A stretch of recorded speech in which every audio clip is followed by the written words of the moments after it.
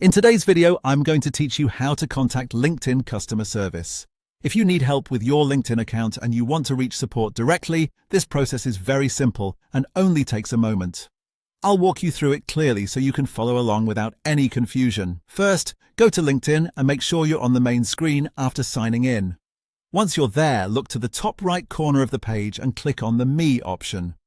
This is where LinkedIn keeps your personal account menu, along with several account-related settings and support options. After you click Me, a menu will open. From that menu, select Help. This will take you into LinkedIn's Help area where you can find support resources, account guidance, and contact options. If you don't immediately see everything you need, don't worry. The next step is what gets you closer to speaking with support directly. Once you're in the Help section, scroll all the way down to the bottom of the page, near the footer or bottom header area. LinkedIn places a number of useful links there, including the contact option you're looking for.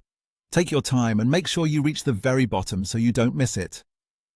When you get there, click Contact Us. This will open the support contact options available for your account or issue.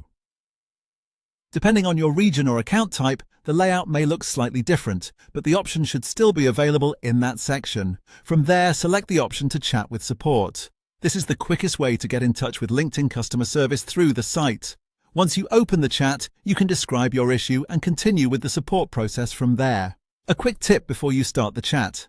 It helps to know exactly what issue you're trying to solve, whether it's account access, billing, job postings, or something else. Being clear and concise can help support assist you faster. And that's it. That's how to contact LinkedIn customer service through the Help section and reach support using the chat option. Thanks for watching, and I hope this helped you.